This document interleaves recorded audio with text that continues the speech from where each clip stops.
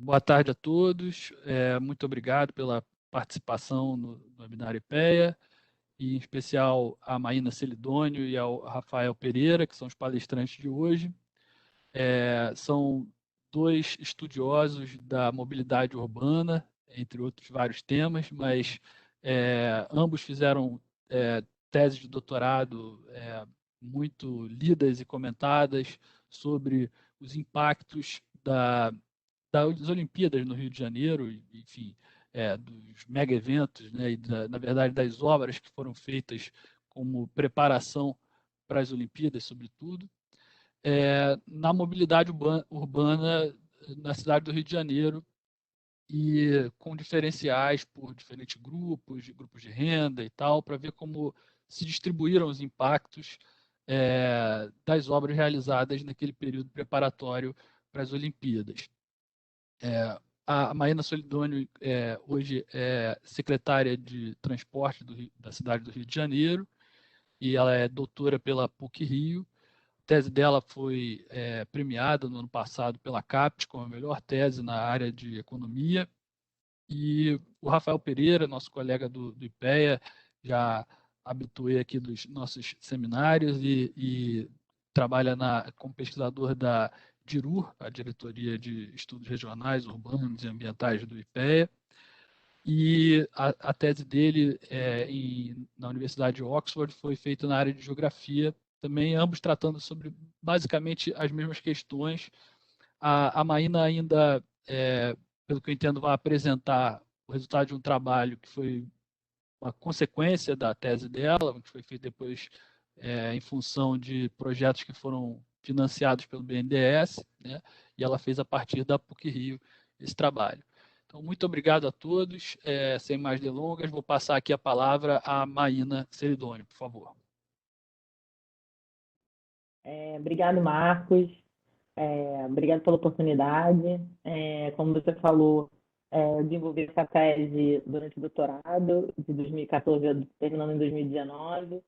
E aí, em seguida, o BNDES soltou a solicitação para desenvolver essa análise dos efeitos socioeconômicos dos projetos que foram financiados pelo banco entre 2009 e 2018. A PUC ganhou essa licitação e eu conduzi essa pesquisa como a coordenadora sênior do projeto. Então, vou mostrar aqui esses resultados.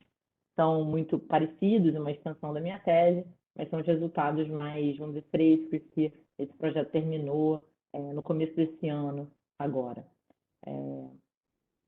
Então, vou passar aqui a apresentação. Então, bem, o projeto é uma avaliação de impacto e uma avaliação de custo-benefício de um conjunto de 9 projetos de mobilidade urbana financiados pelo banco, né? Então, dentre eles, há uma modernização da Supervia, o metrô da linha 1A e a Estação Uruguai, o metrô da linha 4, o BRT Transcarioca, o BRT Transoeste Lote 0, o BRT Transolímpica e o VLT. Dentro do escopo desse projeto, ainda havia esse desejo de fazer uma avaliação sobre a ampliação do elevado do Joá e o túnel Marcelo Alencar. Mas a gente viu que eram essas análises, como eram análises de intervenções muito pontuais, elas acabaram sendo muito frágeis e a gente não... A gente calculou os resultados, mas a gente não apresenta porque eles são mais frágeis. Então, basicamente, o que a gente fez? Essa avaliação de impacto, né? Assim como na tese, nesse projeto, ela tem duas metodologias, uma metodologia ex ante, modelo estrutural através de uma simulação, né? Uma avaliação ex post, que trabalha com dados em forma reduzida, em alta granularidade, para entender qual foram os impactos no entorno das estações que foram abertas, tá? A gente faz também uma análise de custo-benefício e traz um pouco as suas lições e aprendizados para esse projeto, para projetos em centros urbanos, né? Em países de desenvolvimento, principalmente. Então, primeiro falando dessa avaliação ex ante, tá? Então, o que essa avaliação se propõe é estimar os impactos dos projetos, considerando, acho que essa é a grande contribuição desse artigo, as reações dos agentes econômicos, as mudanças de tempo de deslocamento na cidade, né? Então, o que a gente faz, né? Então, esse é um modelo onde trabalhadores escolhem onde morar e onde trabalhar na cidade, né? e, obviamente, eles levam, para eles tomarem essa decisão, eles têm que olhar para os tempos de deslocamento na cidade, tá? E aí, no momento que esses tempos de deslocamento mudam com essa série de obras, você pode ter uma reotimização desses agentes econômicos. Então, a pessoa, de repente, passa a morar mais longe, sabendo que agora tem uma infraestrutura de transporte de massa nesse local e continuar trabalhando no centro da cidade, por exemplo, tá? Ou ela passa a mudar totalmente suas escolhas, seu par, moradia e trabalho, tá? Então, essa avaliação, na verdade, ela contempla efeitos de curto e longo prazo, que a gente chama, tá? Os efeitos de curto prazo, estimados, através de um modelo de escolha modal, onde esse agente também reage à mudança dos tempos de deslocamento, podendo escolher sair, por exemplo, do modo privado, usando um carro para usar transporte público, tá? E por esse modelo de equilíbrio geral, que mede assim, quais são esses efeitos da realocação, né, desses moradores no território, tá? Se alguém quiser depois mais detalhes técnicos sobre como isso é feito, eu posso responder perguntas, tem outras apresentações aqui. Eu trouxe uma apresentação mais executiva para a gente focar um pouco mais nos resultados do que na metodologia. Então, mas para explicar um pouco como é que acontece isso tudo, eu trouxe aqui, alguém me desculpe pelo inglês e português misturado, mas nesse modelo você tem trabalhadores de dois tipos, né? High low, ou seja, com alta qualificação e com baixa qualificação. O que a gente define aqui como alta qualificação são trabalhadores com ensino superior e com baixa qualificação são sem ensino superior, tá? Esses trabalhadores fazem uma primeira escolha nesse modelo, que é se mudar para a cidade ou não, e aí eles têm uma utilidade reserva, tá? E no momento que eles decidem se mudar para a cidade, eles vão observar os foques idiosincráticos para 338 áreas na cidade. Então, foques de preferência, sabe, sobre esse par de moradia e local de trabalho. E aí eles têm que fazer essa segunda escolha, que é onde morar e onde trabalhar. E eles levam em consideração algumas características dessas áreas, né? Então, eles levam em consideração o B, que é a qualidade desses locais como locais de residência, tá? Que leva em consideração as amenidades desse local e o preço, o preço do aluguel. Eles levam em consideração os salários que são ofertados para cada tipo de trabalhador em cada uma dessas áreas, tá? E os custos de deslocamento entre casa e trabalho, tá? E aqui, nesses custos, eles na verdade, são compostos por duas, né, grandes variáveis, que é qual é o que a gente chama de tempo tecnológico, então ele observa tempos públicos e privados, né, por transporte público, por transporte privado, e ele faz a escolha modal dele, tá? Do outro lado, você tem firmas, tá? Esse não é o lado mais importante do modelo, e essas firmas pagam também o valor de aluguel e postam esses salários, tá? Então, dentro desse arcabouço, né, o que a gente tenta entender a gente estima, né, os parâmetros desse modelo usando os dados de 2010, onde a gente tem dados do censo, de onde as pessoas moram, da raiz, onde as pessoas trabalham, tá? E também dos tempos de deslocamento através da pesquisa de origem de ensino. E é o que a gente tenta ver, assim, bem, você muda, você investe na infraestrutura de transporte, esses tempos de deslocamento vão mudar e como é que as pessoas vão reagir a essas mudanças. Então, isso é um primeiro impacto, a gente mostra esses tempos tecnológicos, né? Tempo tecnológico é exatamente assim, dado que a pessoa vai de transporte público, qual é a redução que essas obras levaram e se ela for de carro, né? Então, aqui tem um mapa da região metropolitana do Rio de Janeiro, né? Aqui está a cidade.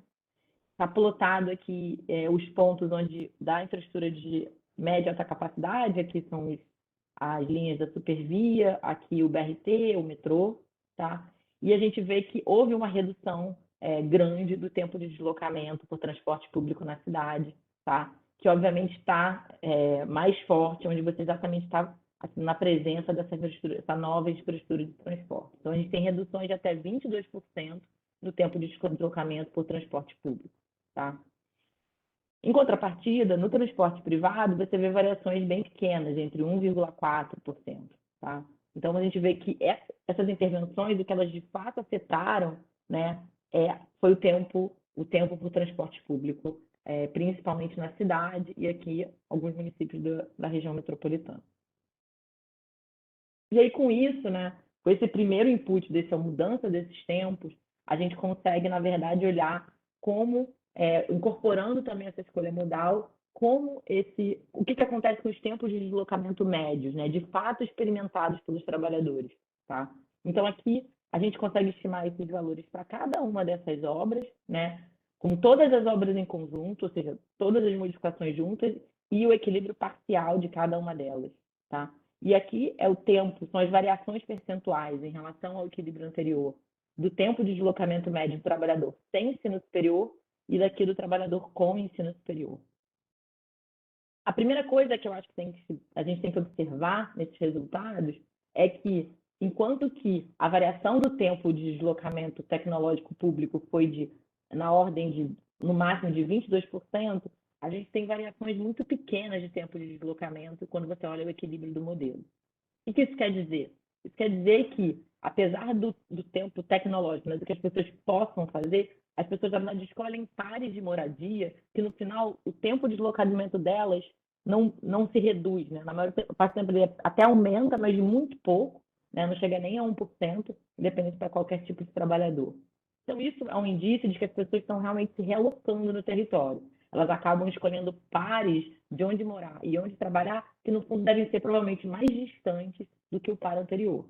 Né? Então, o que a gente observa nos resultados é que as pessoas se realocam e acabam indo a uma desconcentração do local de moradia. Né? As pessoas passam a morar mais longe porque elas têm mais opções de moradia com um transporte mais eficiente. Então, como elas, bem, agora eu tenho para o mesmo tempo de deslocamento médio, eu moro um pouco mais distante, de repente eu moro num lugar com mais amenidade ou com valor de aluguel mais baixo. Tá? E a gente também vê os impactos desses investimentos em variáveis socioeconômicas. Tá? Então, aqui é uma lista de várias dimensões, tá? E aqui eu estou olhando de todos os investimentos em conjunto. Então, o que a gente vê aqui, bem, há impactos positivos no valor do produto total dessa cidade, impactos positivos no valor dos aluguéis. Então, há um aumento no valor dos aluguéis, uma valorização imobiliária vindo dessas obras, tá? E aqui vem um conjunto de 3 resultados muito importantes para a gente. A gente olha o que acontece com a utilidade do trabalhador sem ensino superior e da utilidade do trabalhador com ensino superior. Ambos você tem uma variação positiva na utilidade, né? Então, todos se beneficiam das obras, mas o trabalhador com ensino superior se beneficia mais. Então, o que você vê na cidade é um aumento da desigualdade, tá? Como a gente falou, o tempo de deslocamento médio dos trabalhadores aumenta marginalmente, tá? E aqui, então, acho que tem esse primeiro conjunto de resultados, né? Então, há um aumento do produto, há uma valorização imobiliária, todos os trabalhadores se beneficiam, os com ensino superior se beneficiam mais, levando a um aumento de desigualdade, tá? Quando a gente vai olhar um pouco sobre a distribuição espacial desses trabalhadores e dos moradores, tá? Então, a gente tem alguns indicadores aqui. A gente calcula o índice de Refindal dos trabalhadores sem ensino superior, ou seja, o índice de concentração desses trabalhadores no território, tá? E dos trabalhadores com e sem ensino superior. Então, que a gente vê que os trabalhadores sem ensino superior, há uma desconcentração do território em relação a esse local de trabalho. Enquanto os trabalhadores com ensino superior, há uma concentração. Então, eles têm movimentos muito diferentes, tá? Quando você olha para os moradores, ambos os tipos de trabalhadores, em relação ao local de moradia, né, aos moradores, você tem uma desconcentração. Então, o que o modelo está nos dizendo, na verdade? Então, todos os trabalhadores passam a mudar suas escolhas de moradia e passam a se espalhar mais no território. É como se eles ganhassem mais opções de local de onde morar, tá? Só que, em relação ao trabalho, os trabalhadores com ensino superior se concentram, né? Então, a evidência é que eles se concentram mais no centro da cidade, né? Onde você tem os salários mais altos e vão morar mais distantes. Enquanto, em relação aos moradores sem ensino superior, há uma desconcentração tanto do local de trabalho quanto do local de moradia, tá? Então, é uma dinâmica territorial muito diferente entre esses dois grupos socioeconômicos. Tem outros aqui resultados, mas me alongar. Então, quando a gente olha essa questão da utilidade, né? Ou seja, o benefício, o aumento do bem-estar dos trabalhadores, tá? E aqui a gente faz por obra, para os dois tipos, a gente vê que todas as obras, todas trazem benefícios positivos aqui, são todos verdinhos, né? Na verdade, mas os maiores impactos são das obras em conjunto, né? Em conjunto ou combinadas, BRT e metrô, BRT e metrô. Então, tem uma coisa que é uma coisa da... Ou seja, o efeito em conjunto dessas obras é muito maior do que o efeito de cada uma separadamente, né? Isso fica muito claro quando a gente vê a intervenção, talvez nesse mapa aqui a gente consiga ver, é que, de fato, as obras elas fazem esse anel conectando a cidade, né? Então, a gente vê que o impacto da rede, de conexão dessa rede, é muito maior do que você fazer de cada parte individualmente, como a gente espera num tipo de investimento de transporte. Então, benefício, e como a gente falou, se a gente olha para a desigualdade em todos os tipos de intervenção, parciais ou totais, você tem um aumento de desigualdade aí entre grupos socioeconômicos.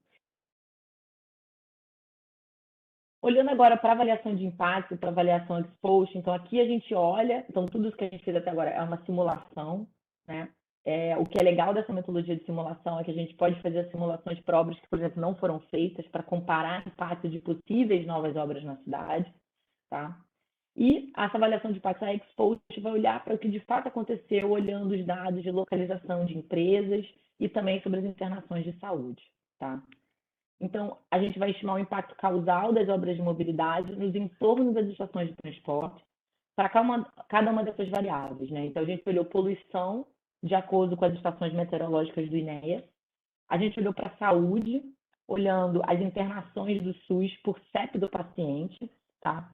E também dados de emprego a partir dos endereços das empresas da RAD, tá? Então, tudo isso foi já referenciado e a gente usa como grupo de comparação áreas de tratamento, tá? Que estão a até 2 quilômetros das estações, tá? E áreas de controle que estão a mais de 2 quilômetros das novas estações, tá? Então, na verdade, a gente tem 2 grupos de tratamento, um até 1 quilômetro, no raio de até 1 quilômetro da estação, um segundo de grupo de tratamento que está nessa borda entre 1 e 2 quilômetros, e um grupo de controle que está a mais de 2 quilômetros das estações.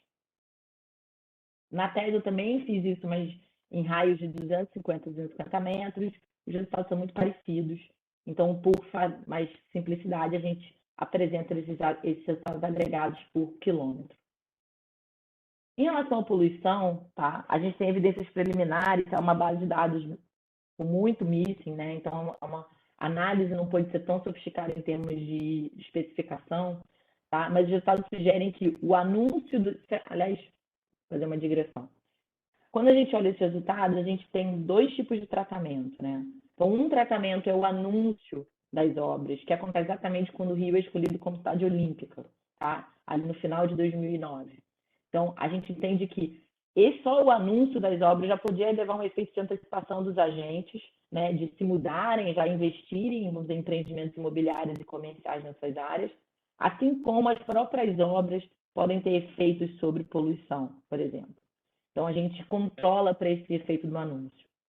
A gente vê que, em relação à poluição, o anúncio leva a um aumento da concentração de poluentes, né, que é compatível com o período de obras e aumento da circulação de pessoas e veículos nessas áreas, tá? Mas após, quando você vê exatamente o timing da abertura da estação de transporte, você tem uma diminuição da concentração de partículas totais em suspensão, tá?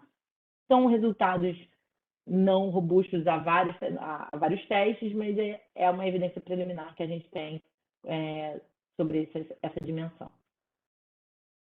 Quando a gente vai olhar internações hospitalares, aí a gente tem uma base muito mais, a gente tem realmente uma base por CEP na cidade, a gente olha CIDs, né? Internações por doenças ligadas a acidentes de trânsito, e também CIDs que podem ser afetadas por variações na poluição.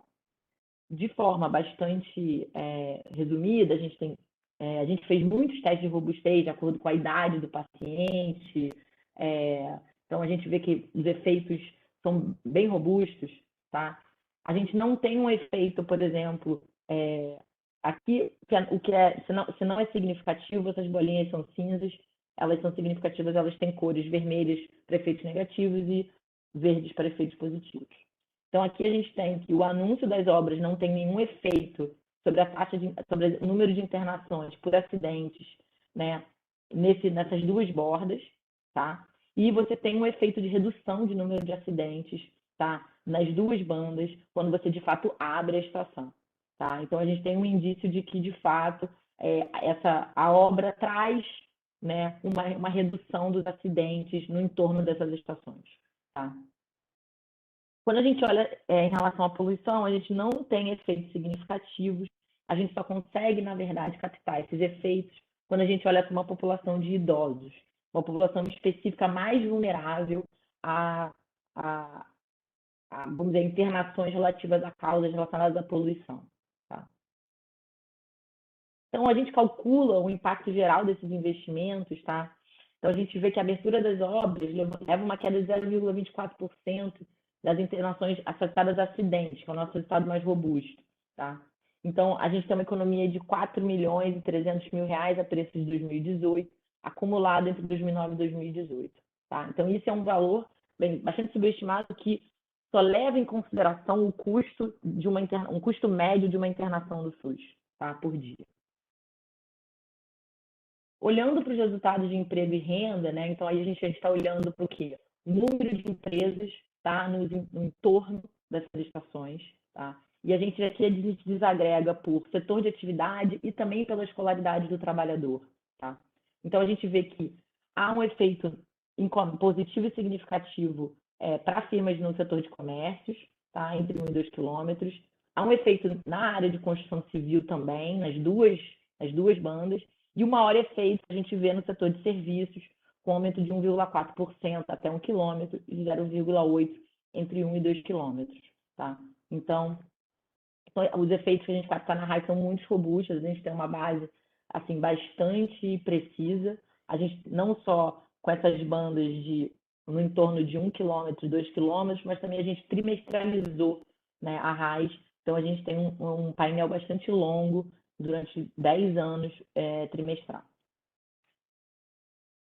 Quando a gente olha por tipo de trabalhador, a gente vê que há uma mudança da composição desses trabalhadores. Então, você tem uma queda de trabalhadores somente com ensino fundamental e um aumento de trabalhadores com ensino médio e ensino superior.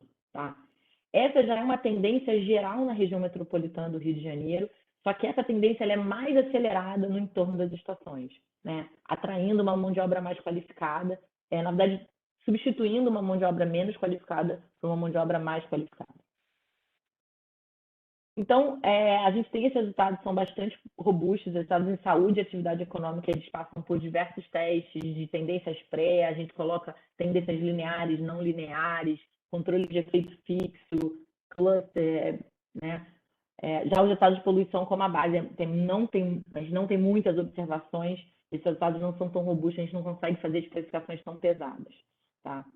Além disso, que a gente vê que tanto os impactos de saúde quanto de emprego, eles são crescentes na duração do tratamento, tá? Indicando que as estimativas apresentadas provavelmente subestimam os efeitos totais. Então, os efeitos são crescentes no tempo, tanto em relação à saúde quanto em relação à atividade econômica.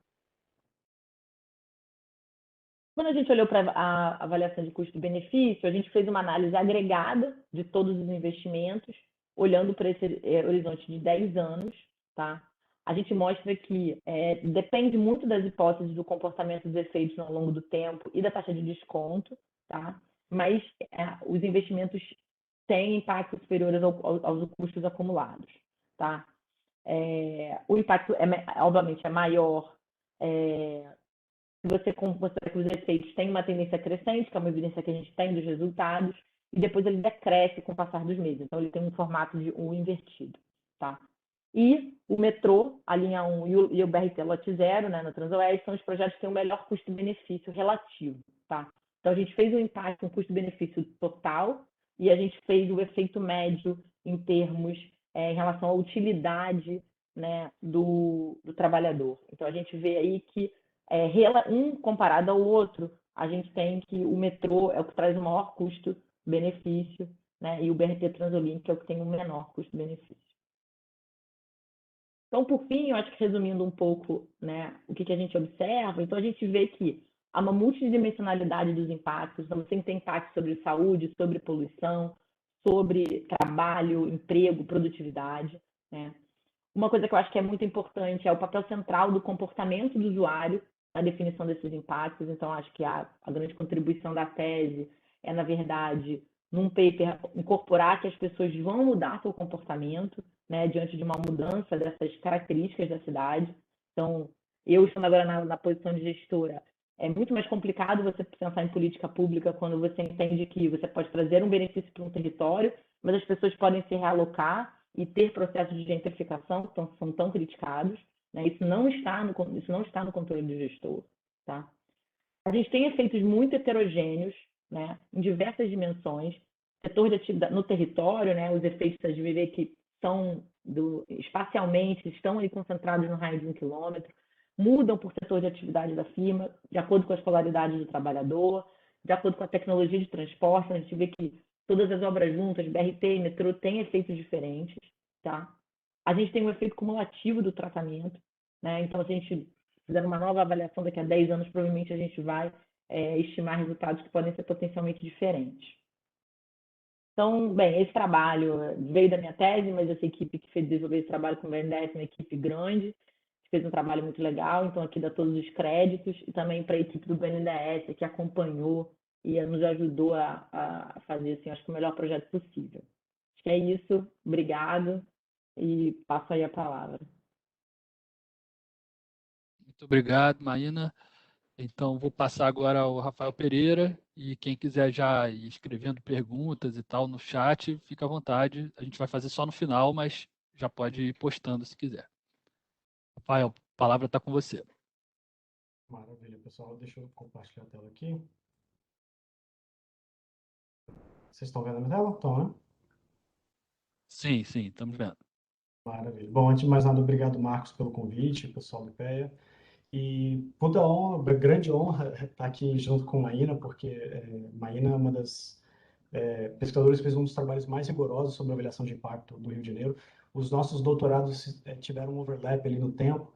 Quando eu estava terminando a minha tese, ela também estava terminando a dela, então acabou que as coisas que ela fez na tese dela eu não consegui incorporar na minha, porque eu já tinha terminado, e quando eu já tinha terminado minha tese, ela já estava na reta final de escrever a tese dela, então também não deu para a gente ter esse bate-bola, essa troca. Mas é muito bacana ver que a gente usa metodologias muito diferentes, o escopo e o objetivo é muito diferente, mas os resultados, em alguma medida, são bem convergentes. Eu vou explicar por quê. Bom, então, eu vou falar um pouquinho sobre a tese e os resultados. Eu vou tentar também passar um pouco mais rápido na parte metodológica e entrar nos resultados, que eu acho que talvez seja o que, a essa altura do campeonato, né, tantos anos depois das Olimpíadas, que a gente tem que pensar em lições daqui para frente. Então, é uma matéria de doutorado que eu fiz na área de Geografia de Transporte, na Universidade de Oxford, com defesa em 2017 e 2018. E o objetivo da tese eram três. Um era desenvolver um arcabouço teórico para a gente entender e discutir como que a gente pensa justiça distributiva e aspectos de justiça social na avaliação de política de transporte. Então, tentando dar uma contribuição teórica. O segundo objetivo era tentar dar uma contribuição empírica e aplicar esse tipo de framework teórico para fazer a avaliação ex post e avaliação ex ante de políticas que tinham sido implementadas no caso do Rio de Janeiro. E três, tentar dar uma contribuição metodológica para investigar em que medida esse tipo de avaliação pode ser sensível, dependendo de algumas escolhas metodológicas que você faz, seja em termos de resolução e agregação espacial ou temporal. Então, é uma contribuição aí, teórica, metodológica, empírica, e um ponto de partida muito importante, eu não vou me debruçar aqui sobre a parte teórica, eu vou ficar mais no caso empírico, mas um ponto que eu acho importante destacar desde o princípio é que toda vez que gestores de política pública precisam tomar decisões onde eles fazem a alocação de recursos que são escassos, algumas pessoas vão ganhar mais do que outras, tem vencedores e ganhadores, sempre, naturalmente, surgem questões de equidade e de justiça distributiva. E aqui é importante destacar que tem um crescente consenso na literatura hoje em dia de que o que importa em si não é a distribuição do investimento, não é quais bairros ganham mais dinheiro ou menos dinheiro, ou mais investimento ou menos investimento. A questão é como que esses investimentos que são feitos impactam a vida das pessoas de diferentes maneiras. E aqui dois aspectos são muito importantes. A partir das distribuições espaciais de investimentos de habitação, de transporte, desenvolvimento de uso do solo, como que esses investimentos impactam os grupos sociais em termos de exposição a externalidades ambientais, como poluição, acidentes de trânsito, e principalmente como que esses investimentos afetam o acesso da população a oportunidades. E aqui é importante destacar que, do ponto de vista da política de transporte, o acesso a oportunidades é talvez um dos principais objetivos de uma política de transporte que a gente está pensando. Vocês vão reparar que eu não estou falando tanto de mobilidade urbana, eu estou falando mais de acessibilidade urbana, e é importante destacar a diferença entre esses dois conceitos. Quando a gente fala de mobilidade urbana, a gente fala no padrão de viagens que as pessoas fazem no seu dia a dia. Quantas viagens a pessoa faz por dia? Que meio de transporte ela usa? Quanto tempo ela gastou no trânsito? E assim por diante. Quando a gente fala de acessibilidade, a gente está olhando menos para o padrão de comportamento das pessoas, mas para o potencial de acesso a oportunidades ou a facilidade que uma pessoa tem de acessar oportunidades, considerando o local onde ela mora, a distribuição espacial dos serviços de transporte e também dos serviços e atividades e oportunidades econômicas. Existem inúmeras razões para a gente pensar como tanto mobilidade quanto acessibilidade são dimensões importantes de uma avaliação de política pública. O trabalho da Maína faz um trabalho excelente de pensar impactos sobre mobilidade e impactos dinâmicos sobre saúde, sobre emprego e renda e assim por diante, que é uma avaliação muito mais ampla do que o que eu faço. O que eu estou fazendo é uma análise do ponto de vista da política de transporte. E do ponto de vista do gestor da política de transporte, o objetivo final que você quer alcançar com o investimento num sistema de mobilidade urbana é aumentar o acesso da população às oportunidades. É você facilitar com que as pessoas acessem os empregos, as escolas, os hospitais e as atividades que elas queiram e assim por diante. Então, o foco aqui vai ser focar na questão da acessibilidade. Em última instância, eu quero saber quem se beneficia do legado da Copa das Olimpíadas, quem tem maiores ganhos de acesso a oportunidades. Naturalmente, na época que a gente fez a tese, que eu fiz a tese, o estudo do caso do Rio de Janeiro emergiu como um caso natural a ser estudado. A gente estava no olho do furacão, digamos. O Rio de Janeiro é uma das maiores cidades do mundo e da América Latina, uma das mais ricas e também das mais desiguais, extremamente desiguais, e tem algumas das, historicamente, tem condições de transporte e mobilidade urbana bem precárias. No olho do furacão, eu digo porque o Rio estava no ápice da sua história em termos de investimento em transporte urbano. Então, desde a onda de planejamento urbano levado pela onda de mega eventos, o Rio investiu mais de 5,7 bilhões de dólares na época, entre 2012 e 2016, aí na onda do Pan-Americano 2007, Copa de 2014 e Rio 2016. Uma coisa, no entanto, que apegou o Brasil de surpresa, e o Rio em particular foi muito atingido, foi a crise econômica após as Olimpíadas. Então, logo após as Olimpíadas de 2017 em diante, o Brasil foi atingido por uma crise econômica, e essa crise atingiu o Rio de Janeiro de uma maneira particularmente forte, de maneira que isso afeta toda a condição econômica da cidade como um todo, mas também afetou as obras, por questões de planejamento e de operação e questões burocráticas, enfim, inúmeras questões. O investimento do BRT Transbrasil, que era um dos principais investimentos previstos para as Olimpíadas, não foi concluído a tempo das Olimpíadas, e por conta dessa crise econômica, até hoje, essa obra está ainda com o canteiro de obras em aberto, ainda em processo de construção. Então, só para dar um contexto para as pessoas que não são do Rio de Janeiro, esse mapa mostra o município do Rio de Janeiro, com a sua topografia muito marcada e conhecida, que é a região do centro do Rio, Zona Sul, Santa Cruz e a região norte. Quando a gente olha, esses são os principais corredores de transporte de alta capacidade. Então, a gente tem aqui em azul a linha Transoeste, que é uma linha de BRT que foi inaugurada por aproximadamente 2012. A linha roxa é a linha Transolímpica, que foi feita para a época das Olimpíadas. A Carioca, que já tinha sido completada para a Copa do Mundo. Aqui em cima, a linha vermelha é a linha Transbrasil, que até hoje está em obra, e o VLT do centro. Enfim, o resto são as linhas cinzas e pretas, são os trens e metrôs. Esqueci só de comentar essa linha rosa aqui embaixo, que é a linha 4 do metrô, que liga a Zona Sul até o comecinho aqui da Barra da Tijuca. Então, em termos gerais, esse é o grande plano de obras que foi feito para a época da Copa do Mundo das Olimpíadas. Essas áreas em círculo são as arenas olímpicas, onde concentra as principais atividades olímpicas da cidade. E a ideia do plano na época era criar um anel de corredores de transporte de alta capacidade conectando todas essas arenas. E que, no longo prazo, deixaria um legado para a população.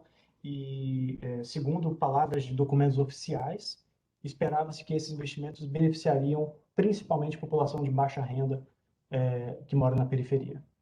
O que a gente vai ver é que não é exatamente isso que aconteceu, o que aconteceu foi o contrário. Então, a pergunta que a gente está tentando, que eu tentei tratar na tese, dado essa quantidade de investimentos, né, investimentos muito virtuosos, como que esses investimentos impactaram o acesso da população a empregos, às escolas e aos hospitais?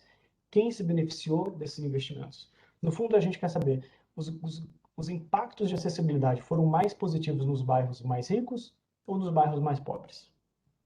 E aí a tese de doutorado acabou saindo em 4 artigos, eu vou mencionar apenas 2 artigos aqui, que são artigos que saíram publicados nos últimos anos. O primeiro deles faz uma análise ex post de todos os investimentos que foram finalizados entre 2014 e 2017, que é uma avaliação ex post, e o segundo é uma avaliação ex ante, onde a gente faz um cenário de construção do BRT Transbrasil. Se o BRT Transbrasil terminar a sua obra, se ele for inaugurado, qual é o impacto que a gente pode esperar que esse BRT possa vir a ter? Em termos muito rápidos, a metodologia combina uma série de dados dos mais diversos possíveis, desde imagens de satélite para captar topografia, dados do censo demográfico, para captar a distribuição espacial da população e características socioeconômicas, até a geolocalização de registros administrativos, como empregos, escolas e hospitais, dados de ruas do OpenStreetMap e principalmente o dado de GTFS. O GTFS, para os economistas entenderem, é o microdado geolocalizado do sistema de transporte público. É a partir desse dado que a gente consegue fazer as análises que a gente vai fazer. E aí a gente tem aqui um mapa, só para ilustrar para quem não é do Rio de Janeiro, a distribuição espacial da população do Rio de Janeiro segundo faixa de renda. Então você vê aqui na Zona Sul e na Barra da Tijuca, os bairros de mais alta renda, os 10% mais pobres, mais ricos da cidade, com alguns bolsões de pobreza, que são comunidades encostradas, como Rocinha, Morro do Alemão e outras. E aqui, quanto mais ao norte e mais ao oeste, você vai ter bairros cada vez mais pobres e de baixa renda. Então, a gente tem os dados de transporte público de toda a cidade, a geolocalização de 278 escolas públicas, 304 estabelecimentos de saúde que atendem pelo SUS na época e 2,7 milhões de empregos formais que estavam na RAIS.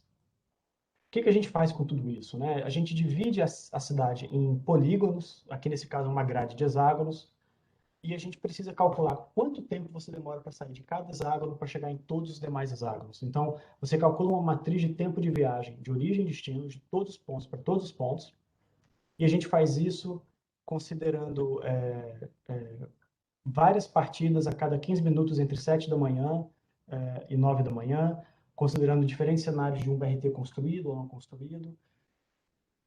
E no caso, a gente faz essa análise não só para hexágonos de 500 metros, mas para hexágonos de 1 km, 2 km, 4 km e as zonas ODs da pesquisa Origem e Destino do Rio. O que a gente faz com tudo isso? Só para dar uma ideia, isso é um mapa que mostra, no ano de 2017, se a pessoa fosse sair de casa e usar o transporte público em 30 minutos de viagem, quantos empregos ela conseguiria acessar? Então, a gente vê claramente que o Rio tem uma grande concentração de empregos no centro da cidade, e em 30 minutos, alguém que mora no centro, caminhando a pé usando transporte público, acessaria cerca de um pouco mais de 30% de todos os empregos do município do Rio. Se a gente coloca isso para 60 minutos, com um tempo maior de viagem, as pessoas conseguem alcançar distâncias maiores, empregos que estão mais distantes, e aí você começa a ver o papel dos corredores de transporte de média e alta capacidade. Mesmo que você more distante do centro do Rio de Janeiro, se você mora ao longo desses corredores, você consegue mais rapidamente alcançar, ou mais facilmente alcançar essas oportunidades. Aqui o mesmo mapa olhando para 90 minutos. Então, no fundo, quantos empregos você acessa graças à distribuição espacial dos empregos, ou onde você mora, e a conectividade espacial e temporal da rede de transporte público. A ideia, no fundo, isso aqui, no fundo, é uma foto de 2017. O que a gente quer saber é como que esse retrato aqui mudou entre 2014 e 2017 por conta dos investimentos.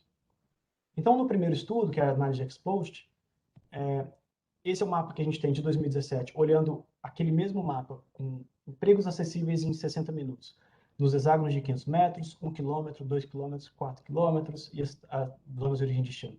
Parece um preciosismo eu estar mostrando esse mapa em várias escalas, mas isso é só para ilustrar que para quem está familiarizado com análise de estatística espacial, as unidades espaciais de análise que você escolhe e a escala espacial da sua análise, ela pode afetar a conclusão do seu resultado. Então, tem vários estudos mostrando que, às vezes, você faz uma análise usando o hexágono ou zona de origem e destino, o seu resultado pode ser diferente, e isso pode erroneamente te levar a conclusões diferentes. Então, isso é uma forma da gente testar a robustez dos resultados para diferentes agregações espaciais e escalas espaciais. A título de resultado geral, esse é o impacto mediano, ou impacto global que a gente tem.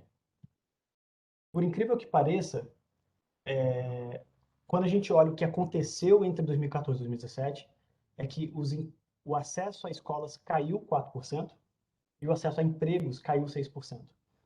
E aqui eu quero destacar que eu estou considerando a distribuição espacial de empregos e escolas fixa no tempo. Então, esse efeito ele não é um resultado do fechamento de escolas ou fechamento de empregos por causa da crise econômica. Isso é pura e simplesmente um resultado das alterações que foram feitas no sistema de transporte urbano.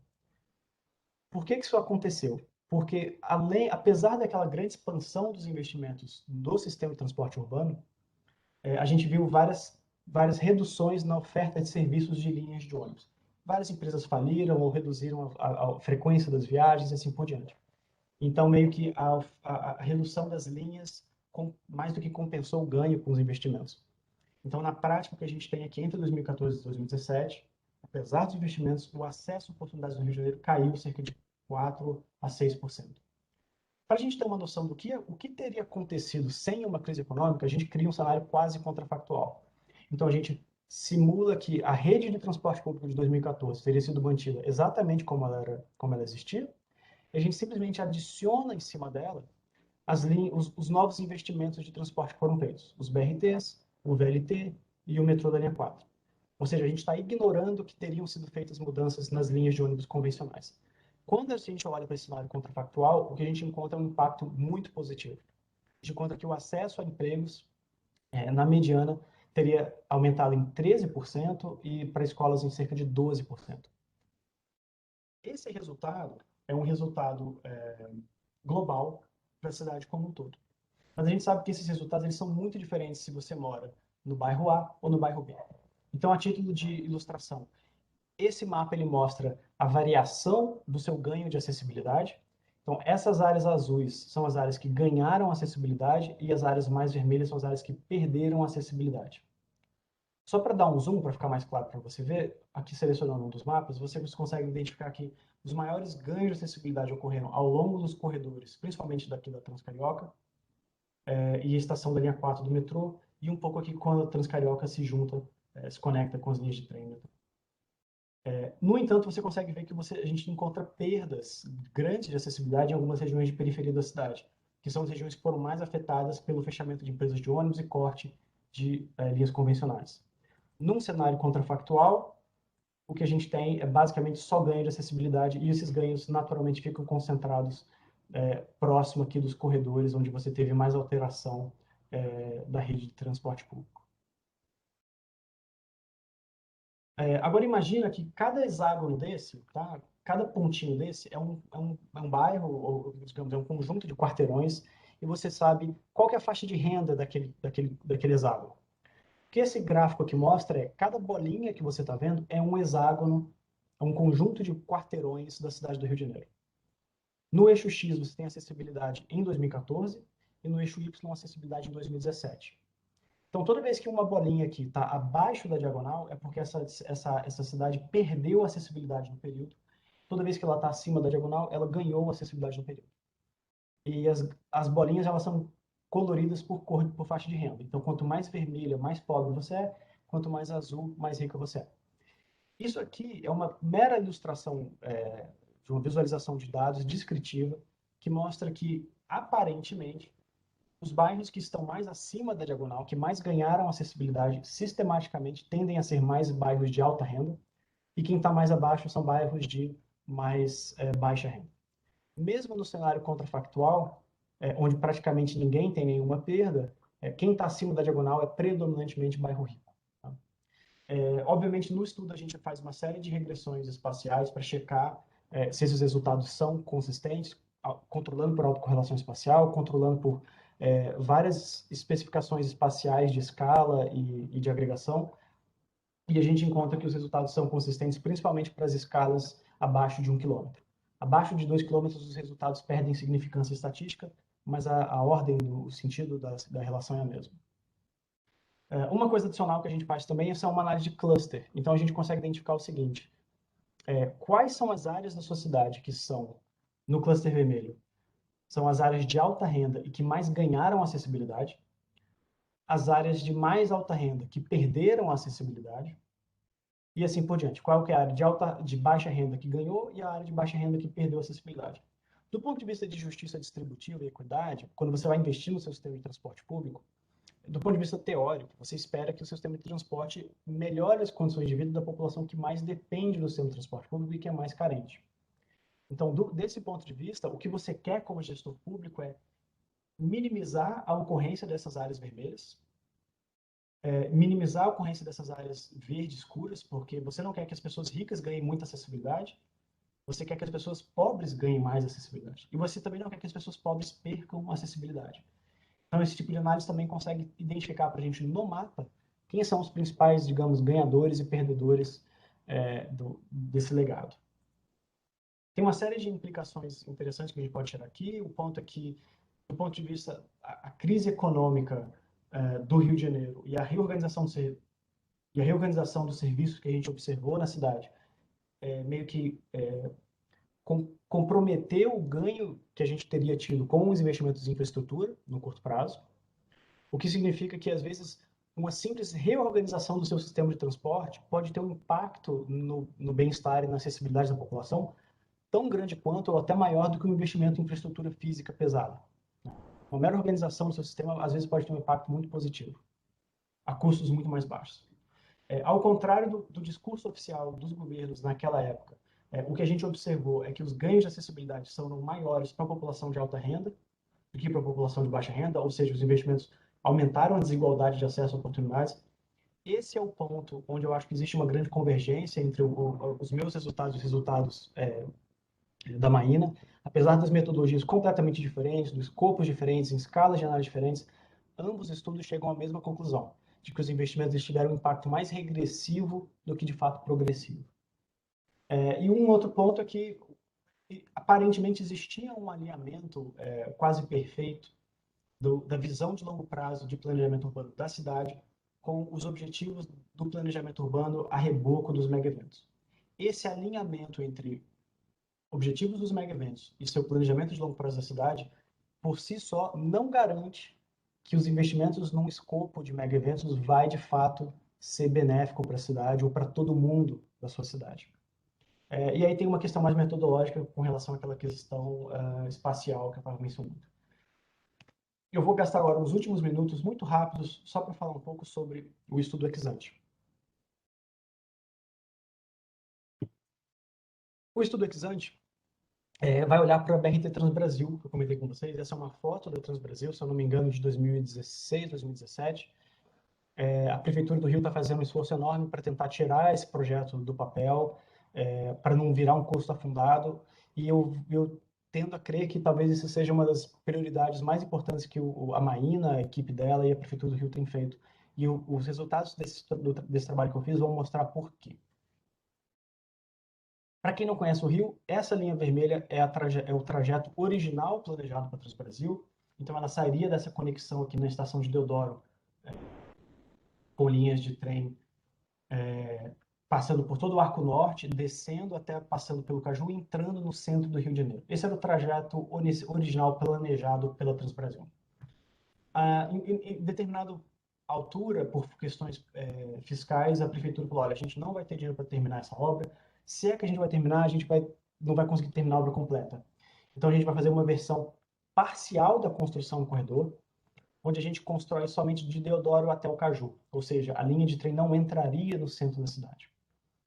O que eu consegui fazer no doutorado foi simular os dados de transporte de GTFS dessa linha da BRT Transbrasil.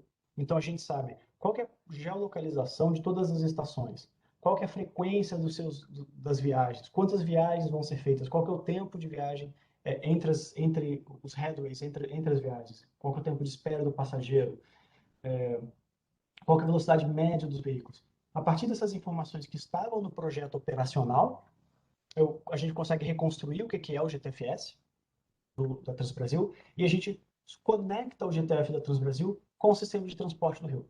Ou seja, a gente não quer saber o impacto do BRT Transbrasil. A gente quer saber o impacto do BRT Transbrasil na sua conexão espacial e temporal com todo o resto do sistema existente na cidade. E aqui, a título de valores médios, tá? Quando a gente olha para a operação completa do projeto, a gente vê que a gente teria ganhos de acessibilidade numa viagem de até 30 minutos. As pessoas teriam um ganho de acessibilidade médio de 13%. Elas conseguiriam acessar, em média, 13% mais empregos graças ao Transbrasil.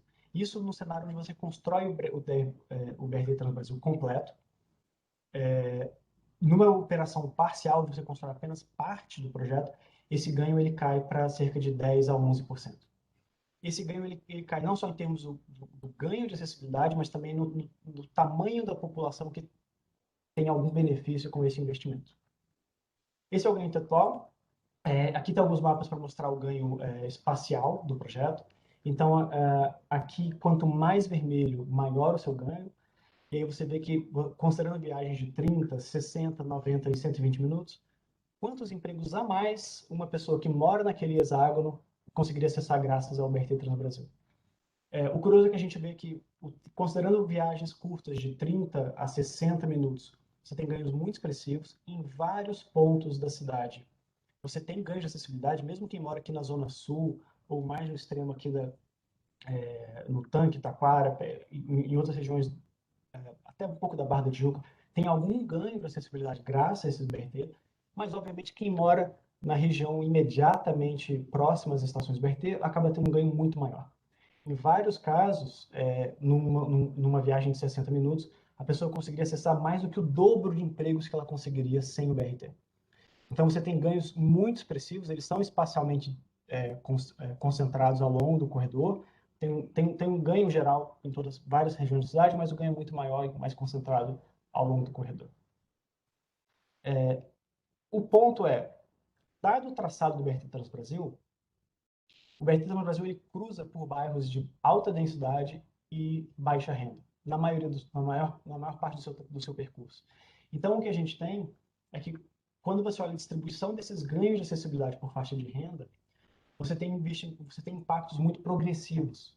Então, do ponto de vista de efeito distributivo, o BRT Transbrasil ele gera ganhos de acesso a empregos muito maiores para a população de baixa renda, em viagens de 30 a 60 minutos. Quando você olha para viagens mais longas, de 90 a 120 minutos, esses ganhos eles meio que eles ficam muito ralos, eles se dissolvem. Porque, digamos que em 2 horas, quem mora na região da Transbrasil, com Transbrasil, sem Transbrasil, ela já consegue acessar uma quantidade muito grande de empregos. Em 2 horas ou 90 minutos de viagem, você já acessa uma quantidade muito grande de empregos. Você adicionar um BRT Transbrasil não vai afetar tanto assim o seu ganho. Agora, para viagens mais curtas, o benefício ele tende a ser muito, muito expressivo. E aqui, de novo, para mostrar que a escala temporal que você escolhe na sua análise pode mudar a sua conclusão. Então, se você inadvertidamente escolhe um tempo de viagem de 90 minutos, você poderia chegar à conclusão, poxa, tá vendo? O BRT Transbrasil não traz ganho nenhum. Se você, no entanto, mal intencionado, quer mostrar que o BRT Transbrasil é lindo, maravilhoso, você só vai usar o tempo de 30 minutos. E, na verdade, é importante fazer esse tipo de análise de acessibilidade, e a gente mostra que, metodologicamente falando, essas escolhas elas têm impacto na conclusão que você chega e na recomendação de política pública que você faz. Em termos bem gerais, então, considerando esses tempos de viagem de 30 a 60 minutos, o BRT Transbrasil poderia beneficiar cerca de 68% da população do Rio de Janeiro, 58%, aumentando a acessibilidade dessas pessoas, em média, em 11%. As pessoas conseguiriam acessar 11% mais empregos graças ao BRT Transbrasil. No entanto, esse resultado varia muito com o tempo de viagem. Então, quando você considera tempo de viagem curtos, esses resultados eles tendem a ser muito maiores, você tem ganhos de acessibilidade maiores e resultados mais progressivos. E com o tempo de viagem mais longos, você tem impactos mais dissolvidos, mais rarefeitos, e um investimento mais neutro, nem progressivo, nem regressivo. E aqui uma conclusão importante é que a conclusão dessa análise de equidade sobre quem se beneficia do teu investimento de transporte, ela depende do tempo, da escala temporal, não só da escala espacial, mas também da escala temporal de análise. Como eu falei, o trabalho ele saiu em diversos meios, então saiu 4 principais artigos publicados da tese. Eu somente mencionei 2 desses artigos aqui hoje. O mais importante que eu queria destacar é que um trabalho, um desdobramento da minha tese de doutorado é um projeto que a gente criou no IPE chamado Projeto Acesso a Oportunidades, onde a gente faz com uma metodologia muito parecida, mas muito mais robusta e nova. A gente faz análises semelhantes a essas que a gente fez para o Rio de Janeiro, a gente faz para as 20 maiores cidades do Brasil. Todos os dados, todos os resultados, os mapas interativos estão todos disponíveis no site do projeto, para quem tiver interesse. E eu queria só deixar meus agradecimentos aos meus orientadores e às instituições que ou financiaram o meu projeto ou que deram prêmios de reconhecimento e que, no final das contas, foram fundamentais para terminar a tese e fazer o trabalho que foi feito.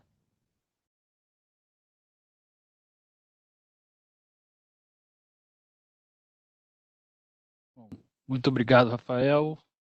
Maravilhosas apresentações. Eu vou passar agora aqui algumas perguntas que chegaram. O Christian Hughes e a Jana Leal fizeram perguntas. Começando pelo Christian. Maína, o seu modelo de simulação é de equilíbrio geral computável? Não sei se a Maína está nos ouvindo, porque parece que a conexão dela está com problema. Oi, está nos ouvindo? Ah, perfeito. Não, tô ouvindo sim. Vou parar o vídeo para melhorar a conexão. Sim, perfeito. Ele é um modelo de... Desculpa, fala, Marcos. Não, desculpa, é só para completar aqui a pergunta dele, que é mais longa, e ele emenda numa outra, só um instantinho. Você se refere ao centro da cidade implicitamente, sugerindo um modelo monocêntrico. É necessário no caso de CGE? Se sim, como você modela o crescimento da Zona Oeste barra da Tijuca? E mais à frente ele vai completar dizendo assim, se entendi corretamente, o modelo da Maína gera muitas mudanças das pessoas. Em que medida isso é válido pelos dados? Isso é resultado das hipóteses competitivas do CGE? E aí, depois eu faço a outra. Tá bom. Christian, obrigado pelas perguntas. Então, primeiro, o modelo não é monocêntrico, né? O modelo, ele, na verdade, divide a região metropolitana em 338 áreas, tá? Essas áreas são diferentes em termos de preço da terra, salários, tamanho, e tempos de deslocamento, tá? É um modelo de equilíbrio geral, mas na verdade, o equilíbrio nem é único, né? Então, tem múltiplos equilíbrios, tá? Então, na verdade, eu estimo os parâmetros estruturais desse modelo, procurando, na verdade, o equilíbrio mais próximo do equilíbrio dos dados de 2010, tá? É uma estimação recursiva. Bem, acho que outra coisa que você perguntou, se essa realocação de pessoas, o crescimento da Zona Oeste. Então, a princípio, né, a gente tem a primeira versão do modelo, ela considera como se fosse o estoque de metro quadrado constante para essas áreas. Mas eu faço um exercício de robustez, onde eu dou um aumento percentual, olhando para os dados de licenciamento de obras que a gente tem da cidade. E aí, quando eu mudo, eu deixo assim a barra, toda essa área do Zona Oeste aumentar essa quantidade de metros quadrados, os resultados não mudam qualitativamente, tá? Eles seguem na mesma direção. Então, a gente tem um exercício de robustez que leva em consideração esse aumento, essa expansão da Zona Oeste, tá? Essa realocação de pessoas, ela não vem exatamente do equilíbrio, ela na verdade, dado as mudanças no tempo de deslocamento e as preferências das pessoas, as pessoas vão se realocar.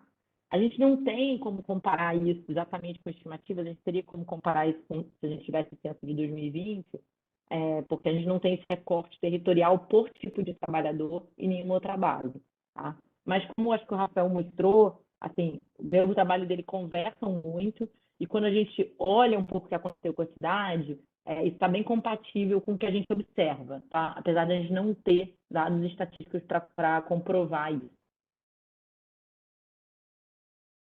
Perfeito. Passar aqui a pergunta da Jana Leal. Maína e Rafael, vocês disseram que apesar das mudanças nos transportes, a desigualdade econômica aumentou entre trabalhadores com e sem ensino superior ou entre áreas mais pobres e mais ricas. Vocês acreditam que esses efeitos possam ter se produzido também por certas escolhas equivocadas na implementação dessas políticas de transporte? E ela complementa aqui. Ou vocês acham que teriam outras razões por trás desse efeito de aumento das desigualdades regionais? Rafael, pode começar? Posso sim. Bom, eu não olhei tanto para a desigualdade socioeconômica, né? Eu olhei mais sobre o impacto de desigualdade de acesso a oportunidades. Então, quais bairros, quais grupos socioeconômicos têm mais acesso a empregos, menos acesso a empregos, mais acesso a escolas e menos acesso a escolas. E o que a gente observa é que o impacto dos investimentos, o impacto da política que foi implementada, foi aumentar a desigualdade. Então, não é que essa desigualdade ocorreu apesar dos investimentos. As desigualdades aumentaram por causa dos investimentos. Obviamente, existem uma série de fatores históricos, urbanísticos, econômicos, para explicar por que pessoas mais ricas têm mais acesso a oportunidades que as pessoas mais pobres. Isso é meio que um padrão observado praticamente em qualquer cidade do mundo, nos estudos que a gente tem feito.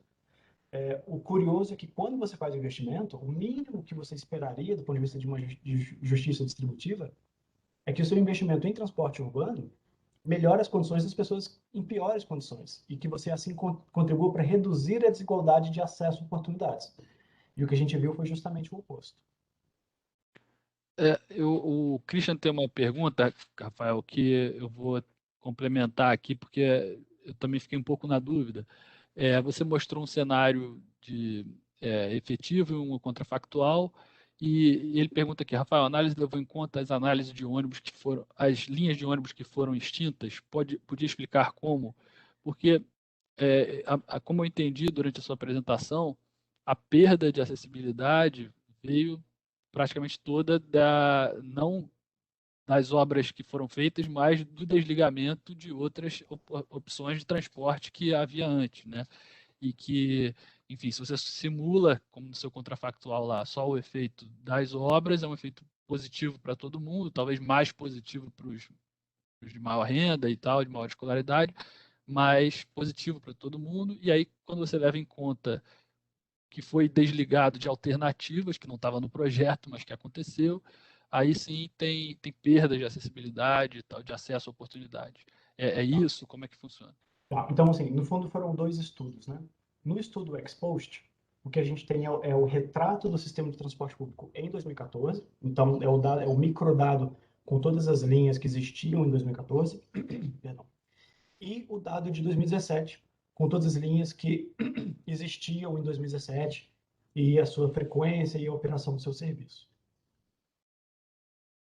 Então, quando a gente faz essa comparação de 2014 para 2017, o que a gente está captando é as duas coisas: o aumento da infraestrutura e a redução das linhas que já existiam. Só um minutinho. Então, nesse sentido, a análise ela leva em consideração as alterações que foram feitas, todas: investimento em infraestrutura e corte de linhas. E o resultado que a gente encontrou no cenário observado, a acessibilidade cai para todo mundo, mas ela cai mais para quem é mais pobre na periferia. E no cenário contrafactual, onde a gente ignora o corte de linhas e simplesmente adiciona os novos investimentos, todo mundo ganha, mas os ganhos são maiores nos bairros de alta renda. Sim, perfeito. Bom, no cenário, na análise ex ante, Marcos, quando a gente vai fazer a simulação de impacto da BRT Transbrasil, o que a gente tem é o cenário de 2017, então a gente tem o que funcionava no Rio de Janeiro em 2017 e o que a gente espera que venha a funcionar com a BRT Transbrasil. Nesse caso, a gente tem toda a informação completa do BRT Transbrasil, as linhas que vão ser totalmente eliminadas do sistema, a gente sabe quais são, porque estão detalhadas no projeto, então a gente elimina elas da análise. No entanto, tem algumas linhas de ônibus que eles, no projeto, falavam assim, olha, 20 linhas vão ser reorganizadas. Então, a gente não vai eliminar elas, mas a gente vai reduzir elas, ou a gente vai mudar o itinerário delas. como o relatório não falava nenhuma informação adicional sobre essas linhas, eu acabei, não tinha outra alternativa, então eu mantive elas. Então, é possível que esse impacto do BRT no Brasil seja até um pouquinho sobreestimado, mas não muito. E esse tipo de informação é a coisa mais difícil que tem. A gente está, nesse momento, fazendo uma avaliação de impacto ex ante do metrô de Fortaleza, do BRT de Goiânia e de metrôs em São Paulo. E para a gente a coisa mais difícil é saber quais são, uma vez que você bota uma nova infraestrutura no teu sistema, quais que são as alterações que você faz nas linhas que já existem. Esse tipo de informação é muito difícil de obter e, enfim, é o que a gente tenta incorporar o máximo possível, mas acaba ficando alguma coisa para a qual não tem dado, né? Perfeito. Tem uma pergunta que eu queria acrescentar, talvez para a Maína começar a responder, o Rafael também, fique à vontade se quiser também responder, sobre o que muda com a pandemia e tal, e com, enfim, a recuperação econômica pós-pandemia, dado que, enfim, tudo mudou, as pessoas ficam mais em casa e tem mudanças na ocupação da cidade, tem mudanças no medo de usar um certo modal e na vontade de usar outra. E além disso, tudo isso do lado do ponto de vista das pessoas, mas tem das empresas também, o quanto elas tiram de ônibus de circulação ou botam de ônibus de em circulação e tal. Como é que se gere todas essas mudanças? Porque tudo que vocês analisaram foi pré-pandemia, né? E enfim, eu tô aqui em casa e não estou acompanhando muito o que está acontecendo no transporte da cidade, mas eu queria entender quais são os efeitos principais da pandemia e como vocês veem as maneiras possíveis de lidar com esses efeitos, assim, daqui para frente. É, posso começar respondendo? Por favor. É. Acho que respondendo um pouco a pergunta anterior, eu acho que o que o modelo mostra, bem assim, acho que é importante ressaltar que todo mundo se beneficia, tá? Então não é que alguém ganha em detrimento de que alguém perde, né? Eu acho que a moral da história é que alguns ganham mais do que os outros e aí a desigualdade aumenta na região metropolitana. Eu acho que o que explica o aumento da desigualdade tem a ver um pouco com a região, com a área que foi conectada, né? Então, você conectou uma área ali do litoral da costa, uma área de alta amenidade residencial com o centro da cidade, né?